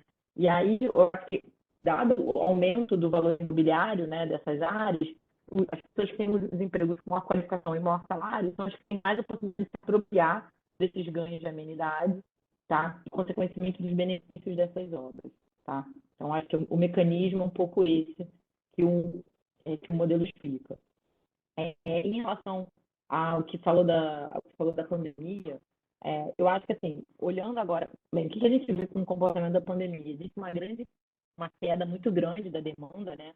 A gente estabilizou em mais ou menos 50, nem a 60% da demanda pré-pandemia, tá? Mas a gente vê que, por exemplo, dos corretores do BRT, o Transoeste, que é a área mais vulnerável da cidade, é onde a demanda caiu menos, tá? Então, acho que a pandemia também é um choque bastante heterogêneo, de acordo com as questões socioeconômicas, né? Então, a Celeste teve uma redução muito menor, porque essas pessoas não têm tanta possibilidade de trabalho remoto, as pessoas já vão trabalhar presencial devido às características desse trabalho, tá? Então, se tem feito bastante heterogêneo de pandemia nesse sentido. E a outra coisa que perguntou se é uma questão da gestão da implementação dessas obras.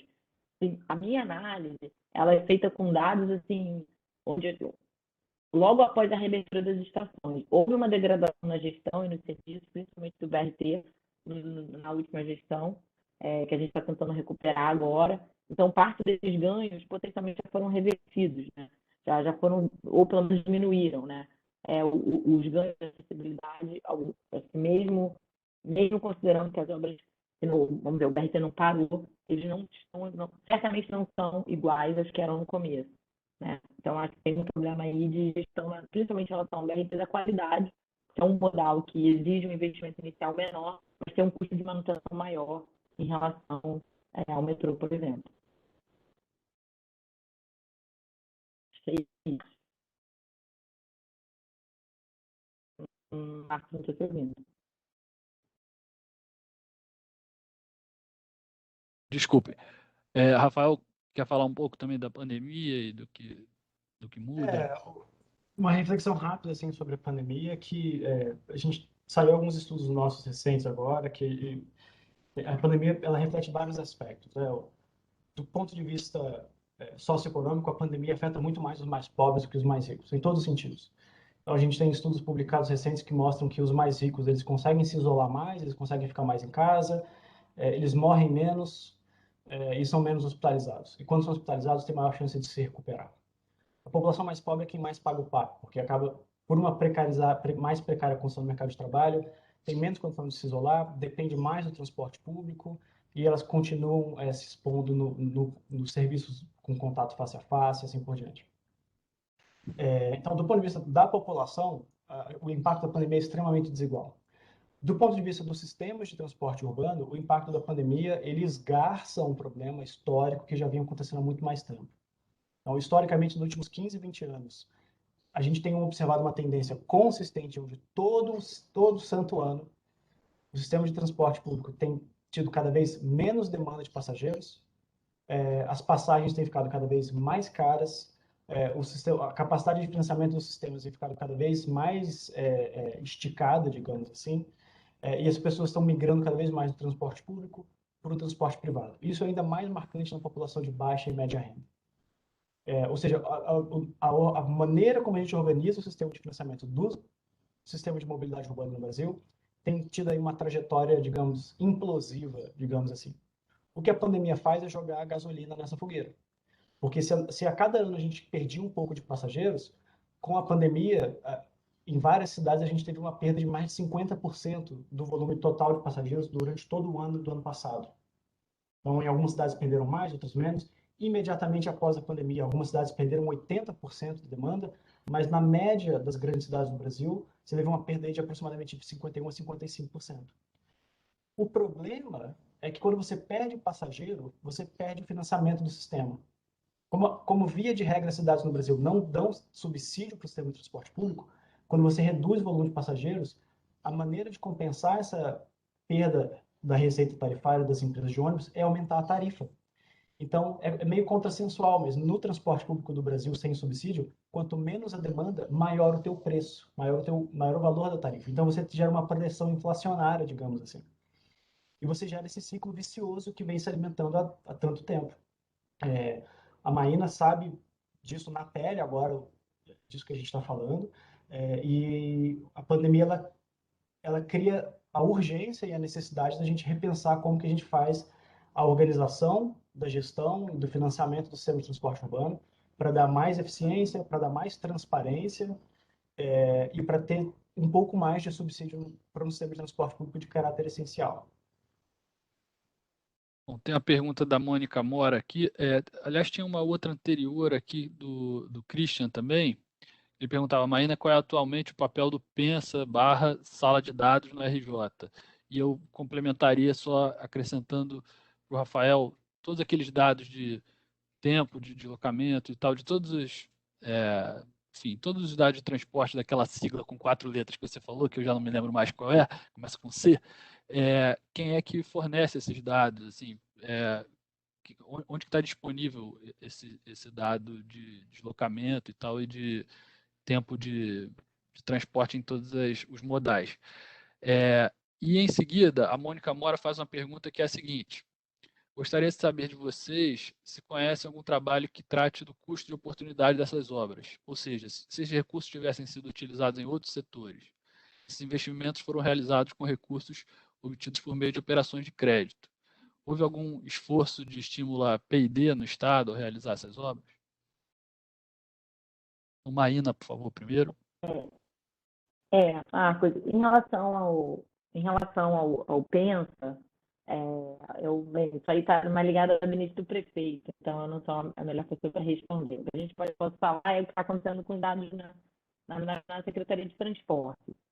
Para a minha tese, o que a gente pegou os dados da Cetransporte e meio que manipulou, eram vários ETFs antigos, a gente manipulou isso para conseguir completar, fazer vários cenários, né, de tipo, o cenário de 2010 e o cenário mais atual, vamos dizer, 2018, e com toda a rede de transporte, e a gente também foi editando esse GTS para chegar nos cenários parciais, assim, sem o BRT Centro, o BRT Transoeste, sem o metrô, para criar todos aqueles cenários parciais e conseguir avaliar os efeitos individuais de toda cada obra e conjunto.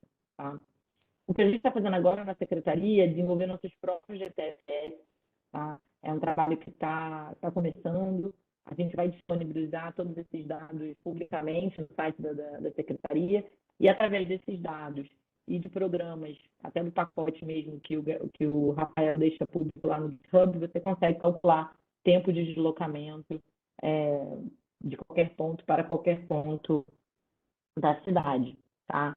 Então, eu até, em termos de dados de transporte, eu incentivo as pessoas a entrarem no site da SMTR, a gente tem uma página que é Transparência na Mobilidade, onde a gente divulga todos os dados de GPS, tem vários dashboards lá, com dados que não existiam antes e não eram utilizados pela prefeitura.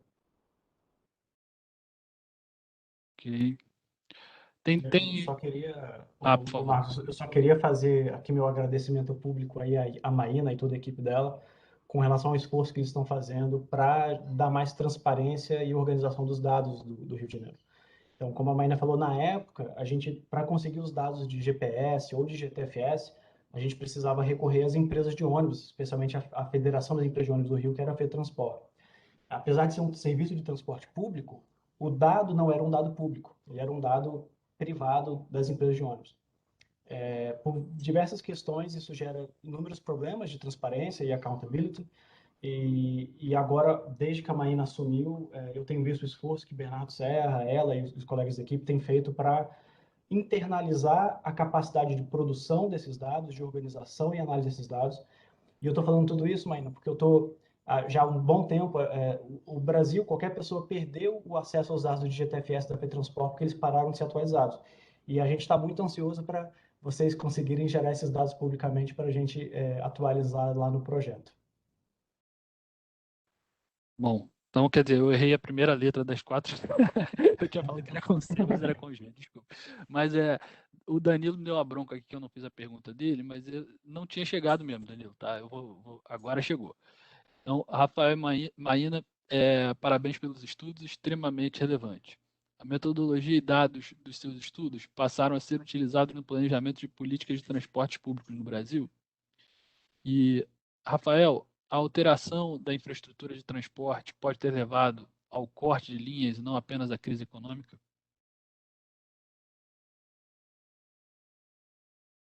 Deixar a Maína responder primeiro? Acho que sim, é Maína primeiro. Olha, peraí, deixa eu ver a pergunta aqui. A metodologia e os dados passaram a ser utilizados no planejamento de transporte público no Brasil? Olha, eu gosto de acreditar que sim, Danilo. Até porque eu acho que uma sinalização disso foi o trabalho que o BNS desenvolveu, e a gente fez um enorme trabalho de organizar as bases de dados, de detalhar exatamente a metodologia, de tornar tudo isso público. Então, acho que hoje em dia existem muito mais, as ferramentas são muito mais públicas para a gente fazer esse tipo de análise, e o Rafael também disponibiliza todos os códigos dele publicamente. Então, acho que as ferramentas estão aí, né, para serem utilizadas.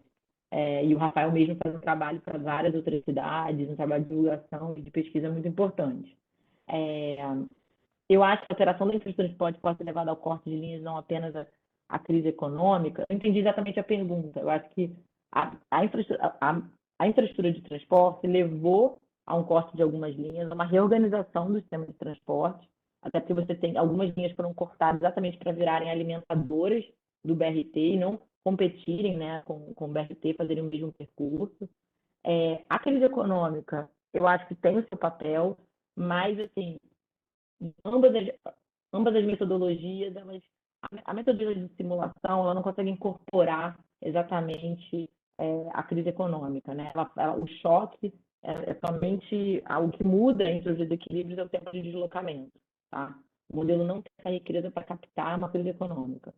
Em relação aos dados da forma reduzida, né, os dados exposed, quando a gente olha nos entornos das estações, a gente controla para danos de mês, ano. Então, os efeitos são causais, assim, limpando os efeitos de crise. Tá? Não sei se eu respondi bem essa pergunta, mas é isso. Eu estava. Só para fazer coro à resposta da Maína, no caso do efeito assim, a pergunta no fundo é: essa redução das linhas ocorreu porque isso estava planejado, porque foram feitos novos investimentos, você tem naturalmente uma reorganização das linhas, ou é por causa da crise econômica? A verdade é que não dá para saber. Não tem nenhum documento, né? Não tem nenhum documento da Prefeitura do Rio de Janeiro daquela época que listasse de uma maneira clara e transparente quais são as linhas que foram cortadas, quais são as linhas que foram planejadas de serem cortadas. Essas informações elas se perdem um pouco, não são muito organizadas. Então, na prática, no estudo que eu fiz, em particular, a gente sabe que teve essa reorganização das linhas. Uma parte foi por causa da crise, uma parte foi planejado. Não dá para separar exatamente. Por isso que aquela análise do contrafactual é importante. Porque na simulação do contrafactual a gente não corta linha nenhuma, nem por crise econômica, nem planejada, e o resultado continua sendo regressivo. Com relação à metodologia, como a Maína comentou, toda a metodologia que eu usei na tese, a gente tem aprimorado muito ela e a gente tem feito várias ferramentas que são publicadas, são abertas, com código aberto e publicadas para o amplo uso da comunidade científica e de política pública. E a gente tem feito um esforço em parceria com o Ministério do Desenvolvimento Regional, com a Secretaria de Mobilidade Urbana, onde a gente tem usado esse tipo de metodologia para avaliação de impacto ex ante, para internalizar no Ministério em algum momento essa capacidade de você fazer a avaliação de impacto ex ante na hora de alocar recurso. Então, na hora de você priorizar qual cidade ou qual projeto deveria ser financiado, você tem que levar em consideração uma série de benefícios e malefícios que o projeto gera, e definitivamente o impacto, o ganho de acessibilidade é um deles. Então, as metodologias que a gente tem feito estão sendo aos poucos incorporadas pelo Ministério. A gente tem tido conversas com o pessoal do CAF, que é o Banco Interamericano de Desenvolvimento, que é o BNDES da América Latina, e com o próprio BNDES também, sobre como a gente pode incorporar esse tipo de metodologia no trabalho deles. Bom, eu tentando trazer alguma pergunta informada por outra coisa, para o debate e tal, eu fui dar uma olhada num capítulo aqui do livro organizado pelo Marcelo Neri, tem um capítulo aqui do Aloysio Campelo, da Viviane Seda e do Marcelo Neri sobre uma pesquisa de percepções que a FGV fez em relação aos transportes no período antes e depois das obras olímpicas, né?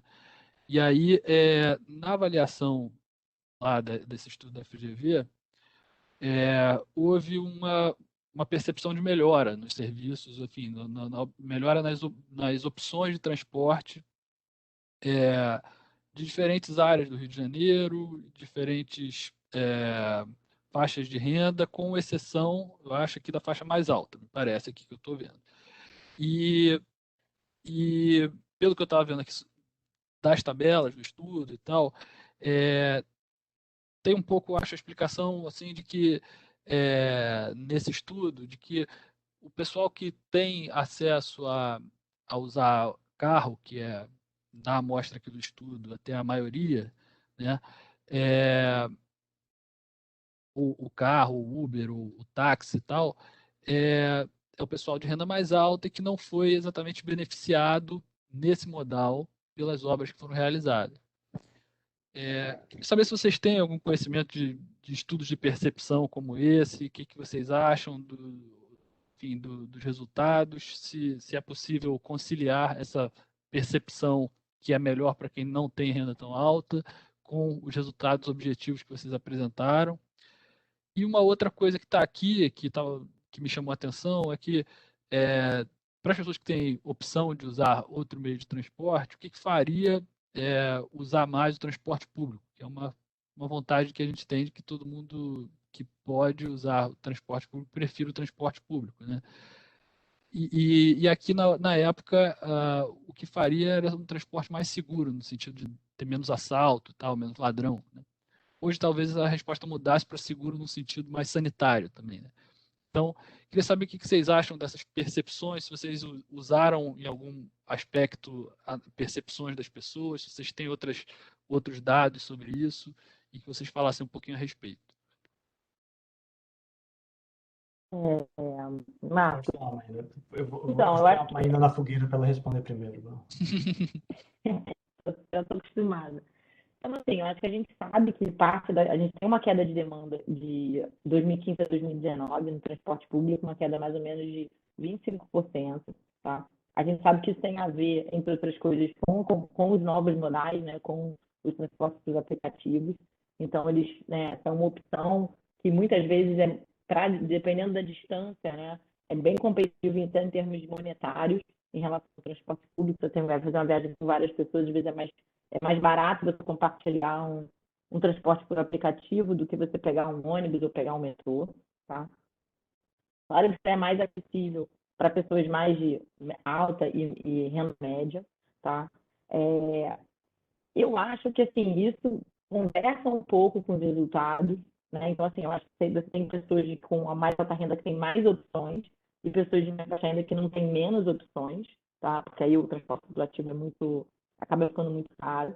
Mas acho que a gente precisa entender também, assim, de que expansão a gente está falando. Assim, eu acho que o BRT, e ele beneficiou toda uma área ali na Transoeste, né? Uma área que a pessoa vai se deslocar, aquilo ali não vai competir com o aplicativo para cada tipo de população econômica. Ao mesmo tempo, o transporte que mais se expandiu na zona mais rica da cidade é o metrô, que é um modal considerado muito confortável, tá? Então, ele, de certa forma, ele também, se você comparar, ele também é mais competitivo, tá? Então, acho que os dados mostram que houve um aumento do uso do transporte público para todas as classes, tá? De forma não desprezível. O que eu acho que em relação, assim, eu acho que a gente fez a cidade, eu vou falar um pouco como secretária, acho que a gente fez um investimento muito grande em transporte público nas outras gestões. Isso foi um pouco, vamos dizer assim, diminuiu um pouco na última gestão, por não só pela deterioração que você teve na qualidade do BRT, mas como, por exemplo, o abandono das faixas preferenciais do BRS, onde foi liberado para todos os modais para pegarem, né? Então você acaba com um pouco a priorização do transporte público, que é uma coisa que a gente voltou agora a, por exemplo, não permitir vans e transporte privado escolar nas faixas do BRS, tá? Mas eu acho que a gente não mudou, na verdade, o custo do carro, né? O estacionamento da cidade continua sendo R$ 2, tá? Então você ainda tem muita oferta de vaga na rua, uma oferta de vaga muito barata, tá? Então eu acho que assim, também as pessoas vão também responder no transporte público, não só por uma melhora da qualidade do transporte público, mas pelo aumento do custo de você ter transporte privado. Eu acho que isso não foi adequadamente precificado na cidade, né? O Rio tem muita lentidão, trânsito com muita congestão, tá? E parte disso tem a ver, isso impacta também a qualidade do transporte público com a enorme quantidade de carros que existem na cidade e o baixo custo de você transitar e estacionar um carro na cidade do Rio, né? Então, acho que tem muito a ver também com essas escolhas.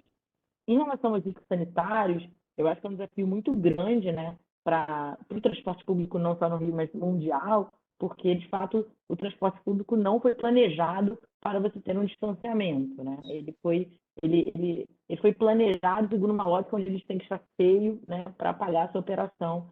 E a gente já tem, na verdade, em geral, sistemas deficitários. Como o Rafael mesmo disse, a maioria das cidades no mundo pagam subsídios. Aqui no Rio a gente está se preparando para poder conceder subsídios, mudando aí o sistema de bilhetagem, adotando um arcabouço nacional mais transparente, tá? Então, acho que gera incentivos muito perversos. A gente tem agora queda de linhas de ônibus que são deficitárias, ao mesmo tempo maior pressão sobre a tarifa, exatamente porque a gente tem uma crise. Então, a gente tem uma conjunção de um potencial aumento de custo com uma diminuição da oferta, né? A gente espera que também a pandemia, a vacinação avançando, né, a gente consiga sair dessa enorme crise, junto com algumas mudanças estruturais, que vão permitir a gente a ter mais oferta, mais qualidade e também ter um déficit menor no transporte público. Ô, Marcos, só para fazer eco com a resposta da Maína, não adianta você ter o melhor sistema de transporte público do mundo se você não tem um custo para o sistema de transporte privado. Então, a melhor maneira de fazer com que as pessoas usem menos o transporte privado e usem mais o transporte público e o transporte ativo, a pé e bicicleta, é melhorar a infraestrutura e segurança no transporte público e no transporte ativo, mas principalmente criar o inconveniente do uso do transporte privado. Isso é cobrar estacionamento, cobrar taxa de congestionamento, é você proteger o transporte público do congestionamento com corredores exclusivos, ou corredores de BRT, ou sistemas sobre trilhos, e sem esse tipo de desincentivo para o transporte privado, isso não é conquistado em lugar nenhum do mundo. Com relação à sua pergunta, a provocação dos dados das pesquisas de opinião, eu confesso que eu acho que a gente precisa ser muito cauteloso quando a gente olha para pesquisa de opinião. Eu contribuí com um dos capítulos para esse livro do Marcelo Neri, mas eu não me lembro agora exatamente qual foi a metodologia que utilizaram nessa pesquisa de opinião. A princípio, via de regra, o padrão desse tipo de pesquisa de opinião é pesquisa com o usuário nas estações. Tá? Então, não são pesquisas domiciliares. As pessoas vão a campo nas estações de transporte público nos horários de pico, de fora pico, e elas perguntam para o usuário. Isso pode gerar um problema de viés de seleção muito grande na sua amostra. Então, quer dizer, se entre 2014 e 2017 o sistema de transporte público piorou, mas a gente sabe que ele piorou mais para alguns bairros do que para outros bairros, é razoável você imaginar que para aqueles bairros onde você teve uma maior piora do sistema de transporte público, aquelas pessoas que já estavam satisfeitas, agora com uma piora, elas pararam de usar o transporte público. Então você tem um efeito de sobrevivência. Só sobrevivem como usuários do sistema aquelas pessoas que são realmente necessitadas de usar o sistema ou aquelas que estão satisfeitas, que tiveram alguma melhora. Então, fazer esse tipo de comparação de opinião sobre o serviço, usando esse tipo de coleta de dados de amostra, pode gerar um viés de seleção na tua amostra que vai naturalmente falar que o seu sistema, a percepção das pessoas melhorou. Isso é um problema. E o segundo problema é que o fato das pessoas terem a percepção de que o sistema melhorou não significa necessariamente que isso gera um bem-estar para elas. Eu vou dar um exemplo anedótico. Você pode ter uma pessoa que mora na Rocinha, do lado de uma das novas estações da linha 4 do metrô. A linha 4 do metrô é cara. Do ponto de vista, para quem é de baixa renda, a tarifa do metrô Rio de Janeiro é cara. Se você vai fazer uma integração de metrô com trem ou com ônibus, fica ainda mais caro. Então, a pessoa que mora do lado da estação, ela pode ter a percepção, poxa, inauguraram uma estação de metrô do lado da minha casa. É lógico que as coisas melhoraram, mas não necessariamente a pessoa usa aquela linha, porque a linha é cara. Então, assim, não necessariamente a percepção da pessoa se reverte num benefício e num ganho de bem-estar do ponto de vista de mobilidade, tá? Obviamente, talvez a casa da pessoa tenha valorizado, mas aí isso não é um ganho de transporte, isso é um ganho de bem-estar via mercado imobiliário, é outra coisa. Eu confesso que eu também não sei o método da pesquisa, porque eu não li o capítulo todo, só li as tabelas, mas eu acho que talvez não seja, porque como eles chamam de pesquisa de bem-estar e ela é referida em alguns capítulos diferentes que não falam só de transporte, talvez seja uma coisa domiciliar e com um escopo mais geral, assim. Mas enfim, tem uma última pergunta aqui do Jorge Luiz que eu queria fazer para os dois. Parabéns pelo trabalho, Maína e Rafael. Maína, existem dados sobre transporte alternativo, ainda informais, sobre mototaxismo, muito utilizado na Zona Oeste, próximo às comunidades em geral na cidade?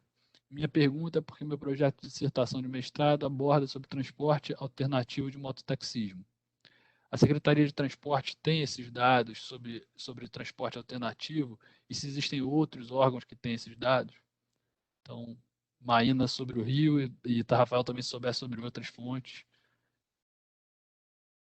Então, olha, a gente tem dados sobre transporte, depende do que chama de transporte alternativo. Informal, eu realmente não tenho nem dados na secretaria. O poder concedente formal seria um pouco estranho ter dados sobre transporte informal. Tá? Então, a gente começou agora a coletar os dados de ETS das vans legais, tá? Das vans licitadas. Os mototáxis, a gente está num processo de, na verdade, de regulamentação, tá? Desse modal, desses outros tipos de modais.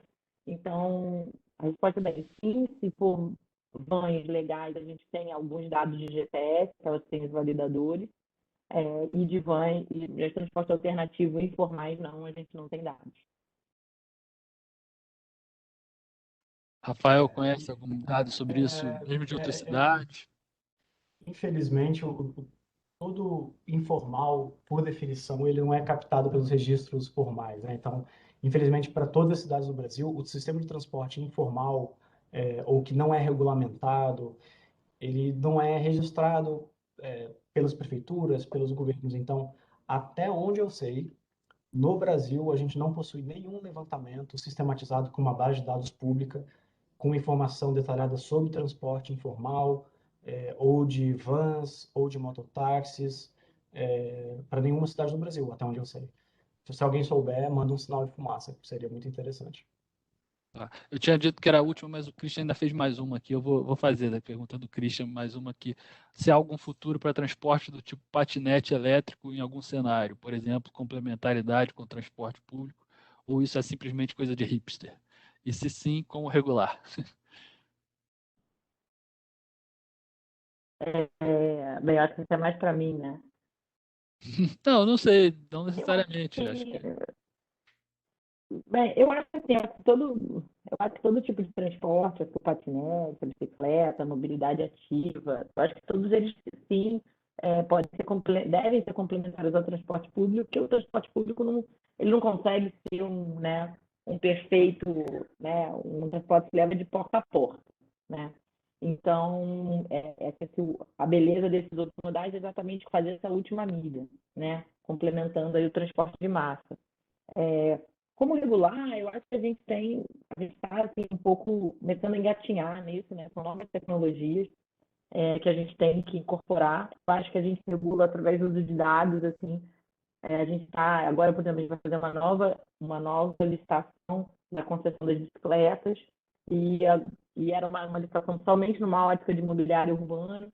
A gente está trazendo a ótica do transporte, trazendo, por exemplo, que a gente tem que ter acesso total aos microdados das viagens que vocês por bicicleta na cidade. Né? E aí, no momento que você consegue enxergar, né, exatamente que viagens eles estão fazendo, o que está acontecendo, você consegue começar a pensar em formas de regulação. Tá? Eu acho que a gente tem que, esse tipo de regulação tem que ser feito com muito cuidado, porque você coloca, por exemplo, a questão do capacete, que já foi toda uma questão de que tem que ter capacete.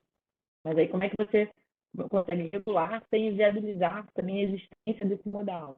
Né? Então, algumas cidades que Israel, por exemplo, tem algumas que já conseguem colocar um capacete que fica dentro e é possível ser usado. Então, a gente tem que buscar aí uma regulação, principalmente para o viário, não estar uma grande confusão. Porque às vezes a gente vê hoje, por exemplo, a proliferação de bicicletas, de entrega, de aplicativos de entrega, gera às vezes, uma desorganização. Né? Então é importante que a gente também reserve espaço no viário para esses modos alternativos que são mais frágeis em relação à segurança viária do que no caso do carro, de ônibus, etc. Aí fala de disputa de espaço na cidade, que aí é uma batalha que as cidadãos têm que decidir que tipo de modal de transporte eles querem privilegiar. maravilha. Bom, acho que com isso a gente encerra o nosso tema de hoje. Agradeço muito aos dois palestrantes, a todo mundo que participou. Né, a gente vai ter na sequência dois seminários relacionados a trabalho. Deixa eu só falar aqui da nossa agenda um pouquinho, que é na sexta-feira agora, dia 24, o Roberto Su Rocha, que fez mestrado na PUC, provavelmente na mesma época em que a Maína estava lá e agora está no doutorado em Berkeley. Ele vai falar de custos de formalização, registro e desenvolvimento de microempreendedores individuais no Brasil, usando dados de CNPJ e de várias outras fontes. E na semana que vem, na quarta-feira, nesse mesmo horário de agora, bom, de sexta-feira agora, dia 24, é às 11 da manhã. Na semana que vem, dia 29, quarta-feira, é às 4 da tarde, tem o Bruno Cruz, do IPEA, sobre retorno das ocupações técnicas na RAIS, com o Carlos Henrique Corsé como debatedor. Então, convido a todos a retornarem aí nesses dois próximos seminários e muito obrigado a todo mundo. Passo agora só para Maína e Rafael para considerações finais. Maína, por favor. Gente, então acho que primeiro agradecer pelo convite, é um prazer, fico feliz de poder apresentar esses resultados. Também muito legal estar dividindo o painel o Rafael. Acho que a gente aí, ao mesmo tempo, acho que inaugurou aí novos estudos na parte de mobilidade, e muito bom aí poder ter esse diálogo. E eu acho que é muito importante, acho que o pessoal que está aqui, os pesquisadores, os gestores, eles utilizem essas ferramentas que eu e o Rafael desenvolvemos para fazer aí análise de políticas públicas. Agora, né, eu posso também, acabo botando o dedo no meu próprio nariz, né? Então, mas acho importante a gente usar essas ferramentas para tomar boas decisões e aprender com os resultados. É isso. Obrigada. Bom, gente, eu deixo mais uma vez meu agradecimento aí para o Marcos, para toda a equipe pelo convite, pela organização do evento. É ótimo poder apresentar mais uma vez esse trabalho para o pessoal do IPEA e, particularmente, estar ao lado da Maína. A Maína é uma das poucas pessoas que tem a capacidade de estar dos dois lados do balcão. Ela teve uma ótima experiência como pesquisadora, agora está fazendo um trabalho excepcional enquanto secretária de transporte. Então, ouvir a Maína apresentar sobre a tese dela mais uma vez e o estudo que ela fez junto com o pessoal do BNDES é muito enriquecedor, traz para a gente inúmeras reflexões.